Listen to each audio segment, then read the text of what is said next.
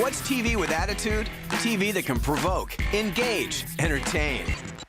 Twitter, Facebook, Skype, real-time candid conversations. There's no shortage of opinions. 7 Live starts now.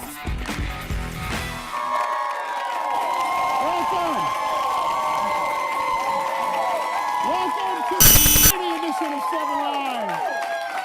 The Bay Area's only live show at 3 o'clock. I'm Brian Copeland, coming to you live from the ABC Broadcast Center here in downtown San Francisco, along with my partner, Lizzie Bermudez. Hello. Happy Friday. And you know what? Yes, we've had a lot of people asking on Facebook and on Twitter. Yes, today is the last 7 Live show. Thank you for joining us, but before we go out, we're going to go out with a bang. We're going to have some fun today. Aren't we? We're going to have fun. So we have a great show. We have a great really good show. Well, let's start by introducing our live audience in the space that we call the Voice Box. So please welcome today's supporters of Hungarian Heritage Festival and members of the San Francisco State Gospel Gators. Welcome. Welcome. Great show today. You've seen them on Entourage and Grey's Anatomy. The Sklar Brothers will be here with us today on the show. As well as the author of Men Are From Mars, Women Are From Venus, Mr. John Gray is going to join us. Plus, some other special surprises. So let's get the fun started today with this. Okay, there have been a lot of versions of Queen's Bohemian Rhapsody. We've all heard Bohemian Rhapsody, right? Okay, remember the one from Wayne's World? Okay, well, this one has charmed over 1 million people on YouTube. Check it out. Thunderbolts and lightning, very, very frightening me. Galileo, Galileo, Galileo, Figaro. Well, leading the kids is Dad, Robbie Parker. When he first played Bohemian Rhapsody, he says the kids looked at him kind of funny. But then his 3-year-old son started to request it. And Parker says the song is the perfect length because he arrives at the kids' school just as it's ending. Now, the best part, you got to see the part where they all headbang. That's like really the best part of this. I know. I wanted to see if I saw the little toddlers in the back going, doo, doo, doo, with their heads. But you didn't get that far. In the car seat with a cigarette lighter and the whole thing. The sippy cup with the oh, no, now we're going too far. They don't make red plastic sippy cups. Maybe they do. All right, now, have you heard about this? This is a local story everybody's been buzzing about. The parents of a Peninsula High School student who are suing the district because their son is accused of cheating. It's the Berghaus family, and they admit that their son, who was a Sequoia High School student, copied off of another student's homework. However, they say that the team's due process rights were violated when he was removed from an honors English class as punishment. Got caught cheating one time, first offense, and they pulled him out of the class. So the Berghouses claim the punishment could ruin their son's academic future, and the family now says because of the fact that they're suing and it's made news, they're actually getting hate calls and threats and everything. So that leads us to our question of the day. And that question is this: should the student get a second chance and be allowed back into the honors class? What do you think? Post on Facebook, facebook.com/7live. Send us a tweet, 7live online. Email us at 7live@KGO-TV.com. Personal opinion, if he signed an agreement, which I believe that you have to regarding a cheating policy, and he still cheated, then that's the punishment. Yeah, if not, then cut him a break. But tell us what you have to say. In the meantime, tell us what we've got in Culture Pop today. But you know what I always say about cheating, Brian? What? If you're not cheating, you're not trying hard enough. So. I'm kidding. Okay, maybe I'm not kidding. Okay. We got a call from the IRS from you in the back there. I can't wait to hear what you guys think about this story. It's the story of an Ohio guy who I cannot believe still has a girlfriend today. He pulled off a video prank and then posted it on YouTube. Here it is. I snuck into my girlfriend's apartment, waiting for her and her sister to come back home from work. Once they get back here, I'm gonna be wearing this mask, and I'm gonna be carrying their TV and their laptop in my hand, acting like I'm robbing the place. We'll see how it goes. An hour later, they come home, and as expected, they freak out.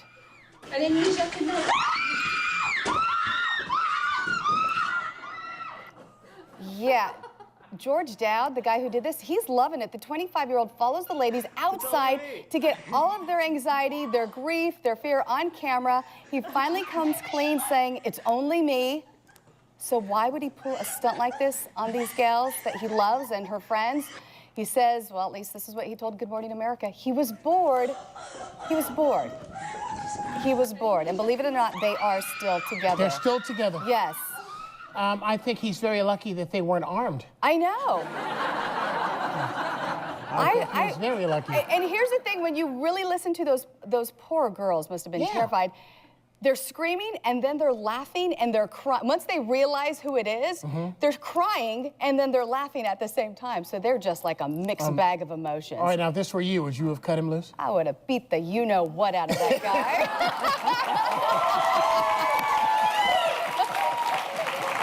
I would have kicked him to the curb so fast. Oh, man. Well, at least you don't have to get him for Christmas. A ski mask, a new one, I guess. Oh, my gosh. Well, The Avengers is the highly anticipated movie from Marvel Studios that teams Iron Man, Captain America, the Hulk, and the rest of the action heroes in a star-studded cast. Our very own Matt Hines sat down with the man who plays Nick Fury, the incomparable Samuel L. Jackson.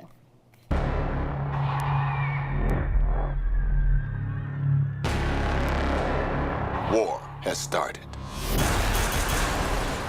And we are hopelessly outgunned. Your character is Nick Fury. Tell me about Nick. Nick Fury, director of S.H.I.E.L.D. I think most people who have followed the franchise know that by now. He's been stalking these superheroes, talking to them about the Avenger Initiative. For those people who are new, you'll just find him as the director of S.H.I.E.L.D., who has a very cool vehicle called the Helicarrier with all these different agents on it. It's a shadow organization. He has a set of bosses, theoretically, that are called the Council, that don't want the Avengers Initiative because they don't know who these superheroes are and how we could trust them, and they're a little too powerful for them to control. But I seem to think that there will be extraordinary circumstances that would need extraordinary people to battle them for us. All right, now this character's been around for a long time, but I want to know what you brought to him. Where's the Samuel L. Jackson swagger in this guy that you brought? I don't know. They changed him. I just kind of showed up, you know. I mean, I've been seeing Nick Fury since I was a kid. He was a World War II sort of sergeant with this group of guys called Howling Commandos, and all of a sudden he, you know, after that was over, he kind of disappeared into the shadow world, became a spy of sorts, and did some other stuff, and then he shows up again in S.H.I.E.L.D., and all of a sudden he's no longer a white guy, but he's me. Okay, I was reading your resume yesterday, and I'm not saying it's long, but I had to take a lunch break at one point. And now I hear you've got a 9-picture deal with the Marvel. Well, how is that going to play out? I've had it for a while. I mean, all those little cameos count. Okay. So, I don't know, maybe I'm up to 6 by now. Maybe I only have 3 pictures left. So, it's doable. All right, in your history, you've played good guys, bad guys. Which is harder? Harder? Mm-hmm. Good guys are harder. Only because, you know, they're good guys. They don't have as much of an agenda as bad guys. You need an extremely good villain to be an extremely good guy. Well, cool. I imagine now you're going to be getting a lot of Nick Fury comments from here on out. After really? This. I think so. Okay. I think so. I'm still trying to figure out what the Nick Fury catchphrase is from this movie. I mean, there's great one-liners all throughout this movie. I don't know what Nick's would be. We'll find out.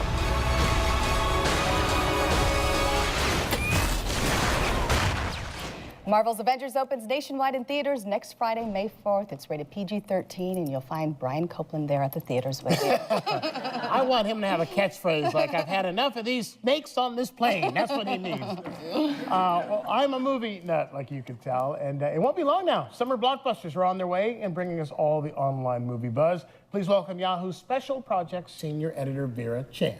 Welcome. Thank you. Good to see you. All right, so what are the top 3 movies? Lots of big movies coming out this summer. Top 3 everybody wants to see. Top 3, really huge, of course, Avengers. So stand in line, Brian. That's going to be a problem for you getting in. Dark Shadows, really great with Johnny Depp. And of course, Little Women movie coming out, Snow White and Huntsman. Snow White and the Huntsman. Yes. More so than the new Dark Knight movie, really? Well, I'm actually naming the May big buzzers, so that yeah, there's actually a ton of movies in the top 10. Dark Knight is definitely in the top. Okay. Yeah. All right, because I'm going to go stand in line for that one, too. I wanted to mention a movie that had a female lead. Excuse me. I love movies with female leads. There you go.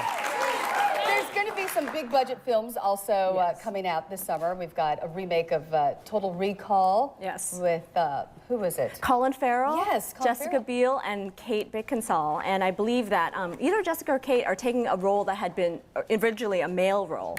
And so people are looking for that fight scene much more than Colin Farrell, I think. Really? Yeah. Okay, now what about comedy? We've talked about lots of action comedy films coming out this summer. What's big? Definitely Rock of Ages, of course. Tom Cruise going back to comedy, which he should have been done. I can't wait to see that, yeah. Yeah, but he should have done the whole time, I think.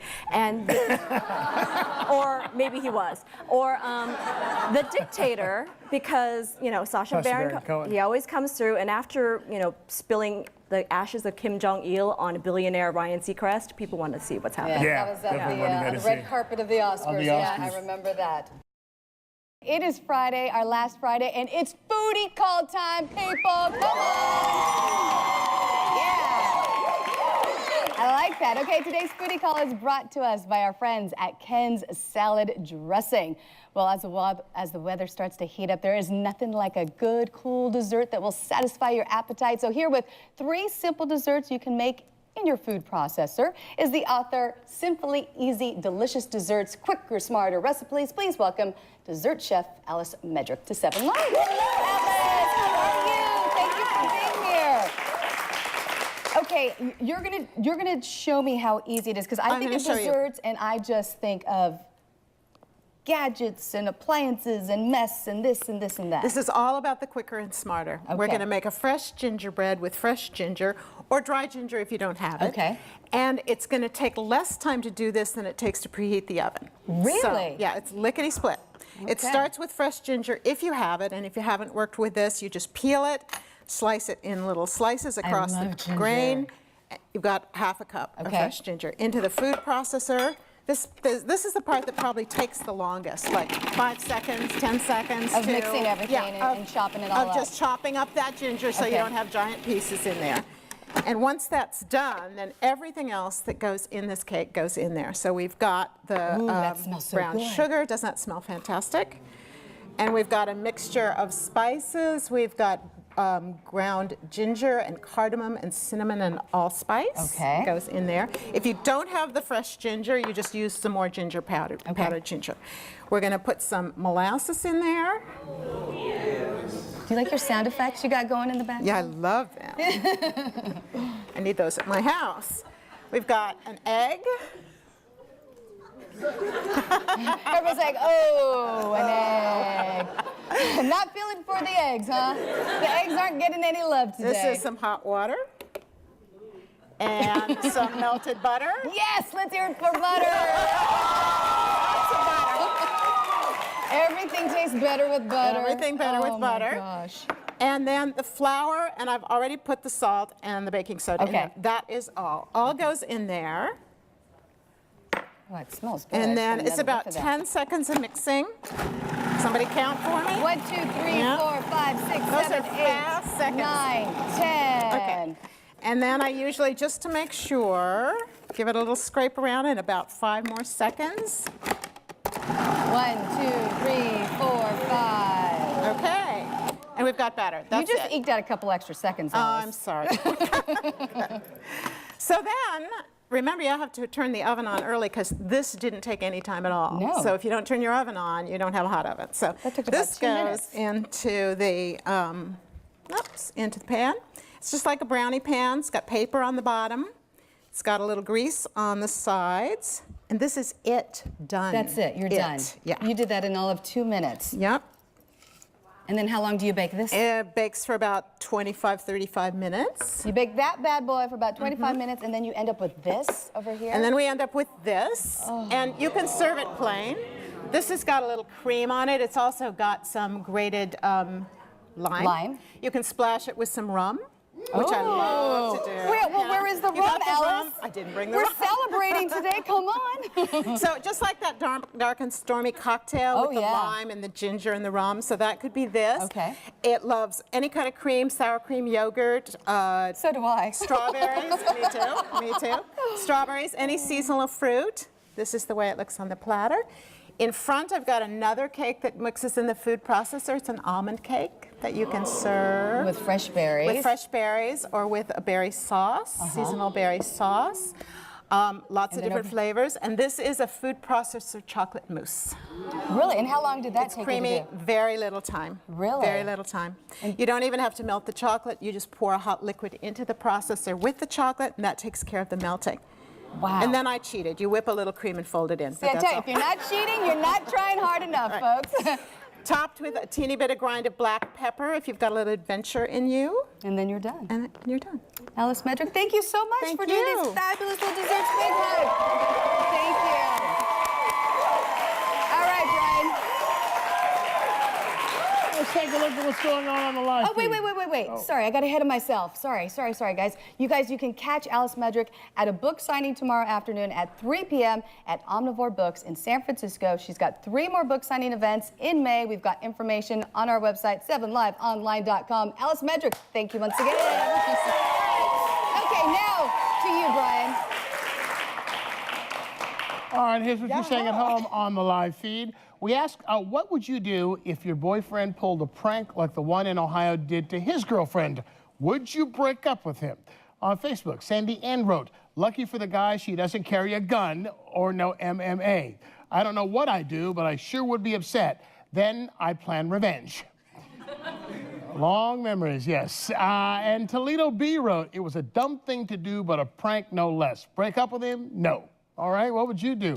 Post on Facebook, facebook.com/7live. Send us a tweet, 7live online, or email us at 7live@KGO-TV.com. Well, the differences between the sexes have been a riddle for probably forever, I would say. About 20 years ago, our next guest published his first best-selling book on the topic, and today he's here to talk about whether or not men are really from Mars and women are from Venus. In his new book, Venus on Fire, Men on Ice. Please welcome relationship expert John Gray. Thank you. Thank you. Welcome.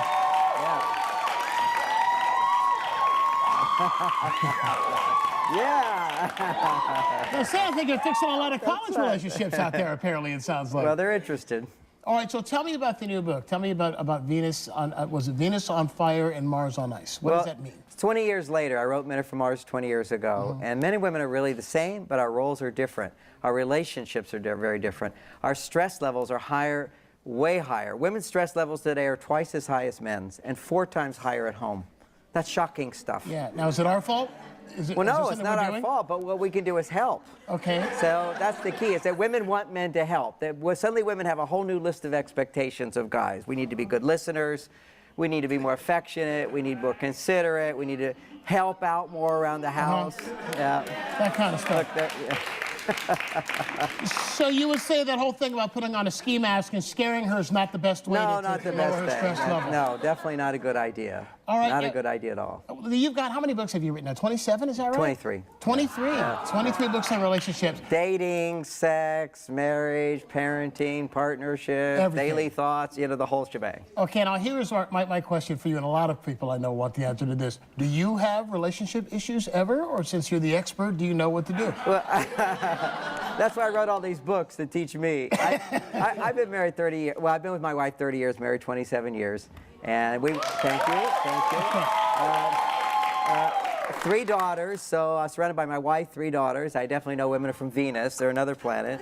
And now I've got 4 grandkids, so it's really worth it, to stick it out, make it work. That's what I tell people. Marriage today is one of the most challenging things, but if we just learn, we have to realize that it doesn't come automatically. In the beginning, it's automatic, but we really need new skills because we require different skills than our parents had, so we really have to learn new stuff. All right, now here's the thing I'm curious about. How many daughters you said you have? 3 daughters. 3 daughters. What would it be like for the guy coming to take out John Gray's daughter? Pretty intimidating. Pretty intimidating. Real? I mean, like, did you grill these guys? Since you know warning signs and red flags. My and all kids these gave things. them my books and read this.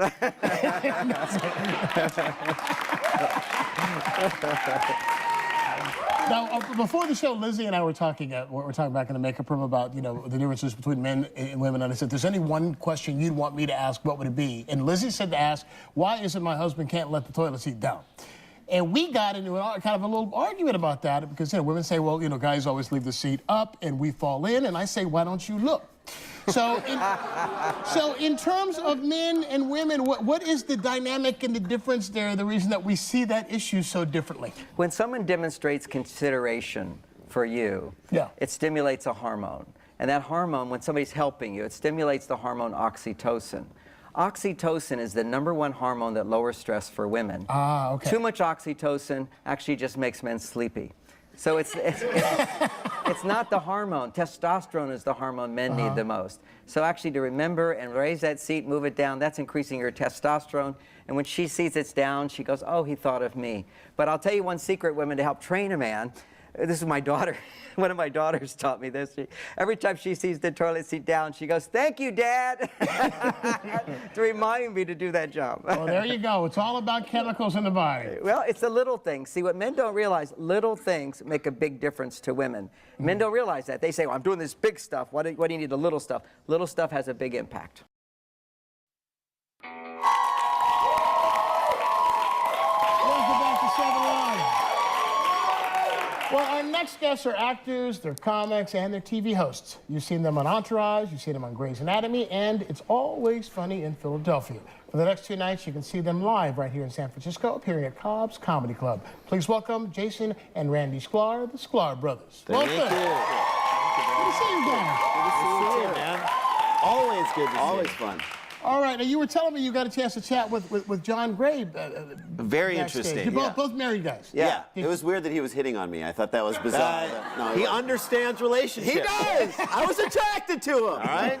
Very attractive man. He's a nice guy. He understood me. No, we have a pitch. Stop it. Gospel choir, stop it. We have a pitch for his new book. Since he's already sort of mastered male-female. Master relationships, I feel like he should then go into the world of religion. And he should do Jews are from Jupiter, Muslims are from Mercury. Can he do that? Right? Can he do that? I think he can do that. It's a good book. Yeah. Come on, let's bring people together. Right. Now, how long have you been married? I've been married for 7 years. And? I celebrate my 11th wedding anniversary this June. Wow. 11 years. It's a long time. Yeah. All right, and so any tips for being married though? Go on the Especially in road. show business. Go on the road and do comedy. Separate yourself from your partner as much as you can. No. This is what I say to friends of mine who have kids. It's like, when you have kids, you have to have a strong relationship in order to then have kids. And I don't know how much he talks about it, and John talks about it in his books, but I often say to my friends, you are going to go from 0 to white trash in 60 seconds. Even if you're not white. But even if you're not white. I mean, you have your kid, like, because it's like 3 in the morning and the kid is crying, and then like you're just standing over going, you stop it. And the other wife's going, you stop it. And then your wife is like, you put this in me! I had this baby because of you! And suddenly, and then like it has to stop in that 1 minute, so you're like, I hate you. I'll see you in bed. I'll meet you in the bed. That's it. That's it. Like, everything's good. You have to like jump back really quickly. All right, now when you guys were single, did you ever double date identical twins? Oh God, no. We couldn't do that. Never. No. I kind of feel like there, you know, so much, and you've seen us do comedy. So much of our comedy isn't about being twins overtly. So I felt like we were very sensitive of that. So if we were ever seen with 2 people who even remotely looked alike, we'd be like, no, like we can't even wear shirts in the same. See, this is a long sleeve. I had to go short sleeve, and this is a long sleeve to differentiate myself from him, and he grew a beard just to make himself look different. Did you actually call each other beforehand and say, what are you going to wear? No, but we've shown up sometimes like wearing shirts of the same genre to perform on stage. Like both showed up in like Western shirts, and we're like, someone has to go shirtless or die. Yeah, that's what's going to happen. Someone is going to have to die. All right, now you guys did a guest spot on one of my favorite shows, Grey's Anatomy. Oh, that was fun. Grey's Anatomy. So fun. Grey's fans? Yep. Yeah. Tell me, I saw the episode. Tell me what it was like to work on that show. It was great. I mean, first of all, we played Siamese twins that wanted to get separated because we were both in love with the same woman, and we were trying to see who she was going to be in love with. Right. And then we realized at the end that we actually loved each other more than we loved the girl, and so it was actually a really nice. Very touching. Yeah. Our dad had the best comment ever. He watched the episode, and we're like, because they separate us in the episode, and then we are separate people. And our dad's like, you should call up Grey's Anatomy, which, by the way, there's no number to call. Be just like, hello, Grey's Anatomy. It's like, call up Grey's Anatomy and tell them that you want to come back in another episode and have them put you back together again. Genius. way. They won't do that. So any great stories? What's McDreamy like? McDreamy was awesome. He was so sweet. They were all really nice. You know, what was cool is that we did the show a few years ago, and it was at the height of its success, and so they all could have been big divas. They could have been, like, every single one of them were stars in a huge way. Yeah. They were all so nice to us. They let us improvise, and people laughed at stuff that we did, and it was. They made it a very comfortable set. We just did CSI in February. It just aired in February, and so we got a chance to work with. You know, we know Ted Danson because we did Becker with him years back. He was great. Elizabeth Shue. You know, I grew up like having the Karate Kid. Karate Kid. I had the hugest crush. Right? How about Cocktail? Yeah. No. How about Leaving Las Vegas? My favorite moment in The Karate Kid, and we talk about this in our stand-up, it's a moment that they never really, you know, if you don't buy into this moment, you don't buy into the whole movie. It's kind of a false truth that they try to sell you in The Karate Kid. Karate Kid's with his girlfriend. They're at the arcade the night before the big karate tournament, and they've made up after being apart. And he's talking to her, and he says, "So I guess you heard about the big karate tournament this weekend?" And she's like, "Who hasn't?" What? Yeah. Who in Southern California hasn't heard of this obscure high school karate tournament? I was like, I'm willing to bet that some of the parents of the kids in that tournament had not heard about that tournament. It's a karate tournament. No one knows about a karate tournament. But it was cool meeting her. She's beautiful, beautiful. Now, you got your own show. You got a new show on the History Channel coming. New show on the History Channel coming out on May 8th. It's a week from next Tuesday. It premieres. It's called The United Stats of America. It's all about how statistics tell the story of America. Like, we used to be the tallest nation in the world until 1950. Now we're 9th. What the hell happened? What happened? You know, so we get into it. We get into it. For the next hour, we get into it. Oh, that's cool. 99% of us live on only 8% of the land. What moved us around? What moved the population around? What are the 7 inventions that moved us around? And so, like, that's it. And so we talk to experts, we talk to real people, there's great graphics, and then we just get to be silly. We get to be funny. Yeah, sounds great. On the History Channel, let's let folks know they can come and see you this weekend, tonight and tomorrow night at Cobb's Comedy Club here in San Francisco. For more information, please visit our website at 7liveonline.com. We thought we'd leave you with a little something, a little something on this final 7 Live. Lizzie and I won't see you Monday, but trust me, you will see us soon. So take a look at this, and so long for now. This is harder than I thought it would be. Yeah, it's gonna be okay. Okay.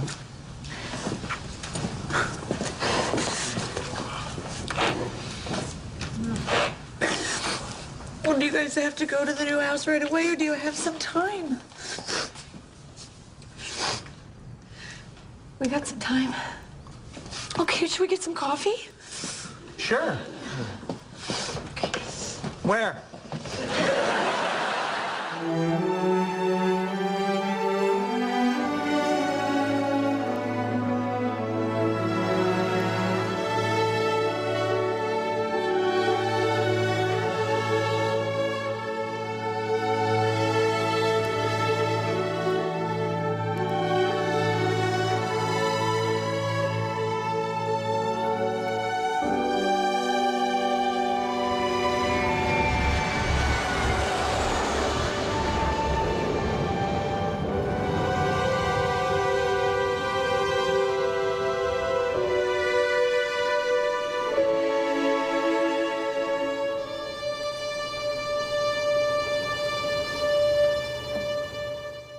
It's a long, long way to Tipperary, but my heart's right there.